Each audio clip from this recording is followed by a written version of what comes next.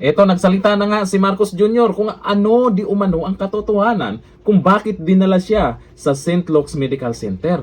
Pero itong si Dean Chase ay meron siyang post kung ano talaga ang totoong sakit ni Marcos Jr. Bago natin panoorin po ang paliwanag ni Marcos Jr. sa interview po ni Auntie Claire, ito muna ang post ni Dean Chase. Ang sabi po dito, arrhythmia due to chronic insomnia, meaning irregular ang heartbeat kasi walang tulog.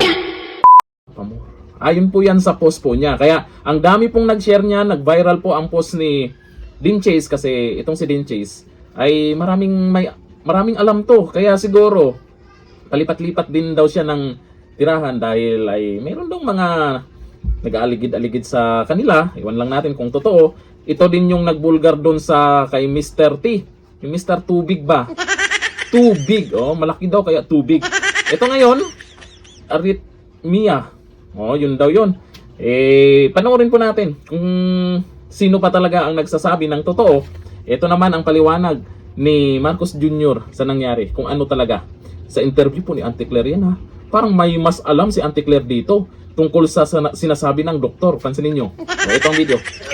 Tunay na po ay natanong tayo sa MPC kung nagkita na daw po tayo. Since nandito po ako sa one of your events, sasamantalin ko na po. Kamusta na po kayo, sir? How are you feeling today? I'm fine. I'm feeling very different from the way I was feeling before. Naayos na yung problem. What happened was I now have diverticulitis.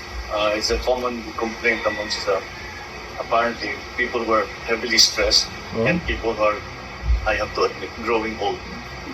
Overwork kayo, sir eh. Di ba sinabi ng doktor na hinay-hinay muna? No. Well, yeah, No? of course, lagi naman sinasabi ng doktor sa akin yun. Pero paano mo naman gagawin yun? Ang dami trabaho. So, sir, ano mensahe niyo doon sa mga taong nais na kayo'y mawala sa pwesto? Okay, huwag kayo muna masyado ma-excited dahil it's not a life-threatening condition. So, sir, wala kaming dapat ipag-alala? Wala, huwag kayo mag-alala. The rumors are highly exaggerated. Oh, yan po yung paliwanag po ni Marcos Jr. kung anong naging dahilan.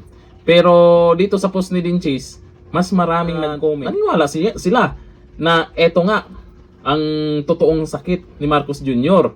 Diyan naman sa interview ni Auntie Claire, ito po yung mga nag-comment. Sa tayo ng mga comment, ito ang sabi ni Kent Clark, overwork ba yan? Ay, hindi sila naniniwala na overwork daw ang dahilan. Sipag-sipag daw ng Pangulo, di ba? Ay, sabi ni Lea Cabalinan, overwork? Sure? Overcook? Maybe. Teka, yung cook talaga na yan, lagi ko nababasa sa comment section yan ha. Pag nagko-cook ba, ganyan ba? Kasi yan yung pinauso din ni Attorney Rowena Guanzon nung eleksyon pa, na may dala-dala siyang cook, tapos gumaganyan. Hanggang ngayon, hindi pa rin nawawala yung cook na yan. Anong meron ba kasi sa coke yan? Meron bang ibang coke na pwedeng pag sumobra, gaganyan ka? Baka alam nyo ha.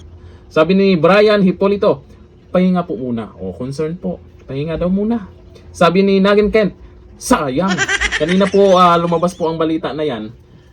Kalat po yan sa social media. At marami pong mga haka-haka. Mas naniniwala ba kayo sa post ni Dean Chase? Aba, depende naman sa inyo. Depende naman sa nakapanood po kay Marcos Jr. sa paliwanag niya habang nagsasalita siya kung talagang totoo yung sinasabi niya. Hanggang dito lang, thank you. Bye-bye.